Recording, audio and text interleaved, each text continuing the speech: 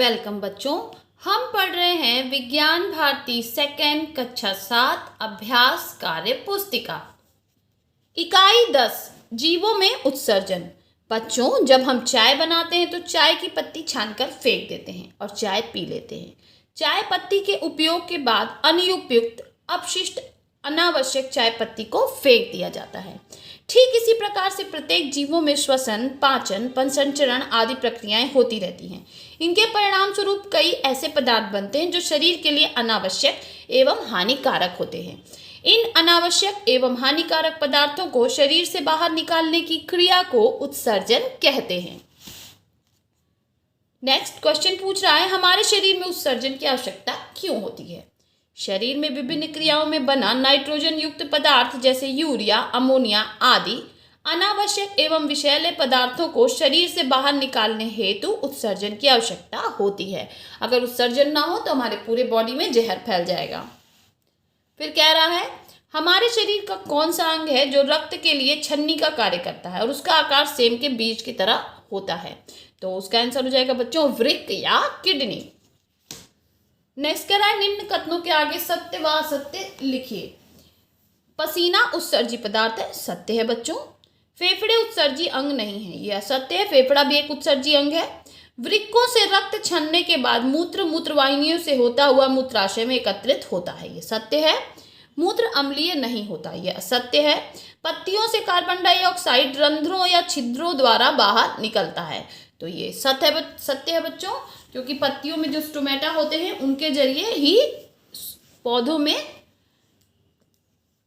श्वसन भी होता है और उसी के जरिए और कार्बन डाइऑक्साइड बाहर निकलती है। नेक्स्ट कह रहा है, आप सबने देखा होगा कुछ पौधे जैसे मदार, कनेर, महुआ आदि पत्तियों या तनों को तोड़ने पर दूध जैसा चिपचिपा पदार्थ निकलता है। ये पौधों से निकलने वाले उत्सर्जी पदार्थ हैं। इसी प्रकार निम्नलिखित में पौधों से निकलने वाले उत्सर्जी पदार्थों के नाम छांट कर नीचे लिखिए। तो देखिए, इसमें से उत्सर्जी पदार्थ लिखना है। यहाँ पे दिया लैटेक्स लकड़ी, पत्ती, रेजिन, गोंद, टहनी, छाल, टैनिन, हींग। इसमें से बच्चों लैटेक्स, रेजिन या गोंद, टैनिन और हींग उत्सर्जी पदार्थ हैं। नेक्स्ट कह रहा है, पौधों में उत्सर्जन या वाष्पोत्सर्जन की क्रिया किस अंग द्वारा होती है? तो देखिए यहाँ पे दिखाया है, तो ये रंध्र है, लेकिन यहाँ चूंकि वा लिखा था तो हमें वात्र रंध्र लिखना पड़ा।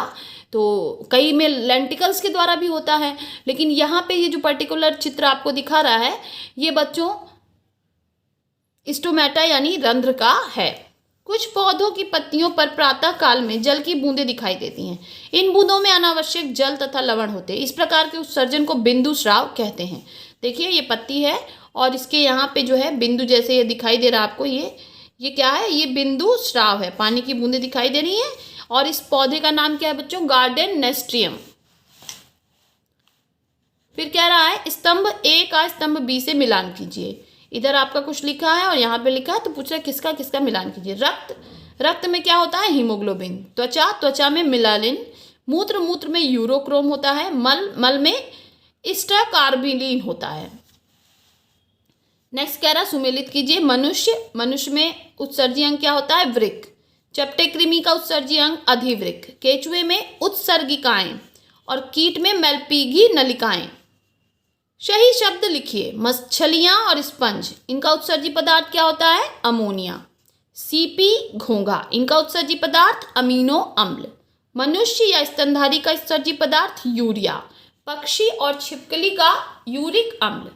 फिर कह रहा है, चित्र को नामांकित कीजिए। अब देखिए बच्चों, ये है आपका वृक्क। यहाँ पे जो दिखा है मैंने बाहर लिख दिया क्योंकि बॉक्स बहुत छोटा था। उसके बाद इन्होंने मूत्रवाहिनी दिखाई है, मूत्र मार्ग दिखा है, ये वाला एरो खाली छोड़ा है, तो ये है हमारा बच्चों मूत्राशय। और ये पूरा क्या है? मनुष्य का उत्सर्जी अंग।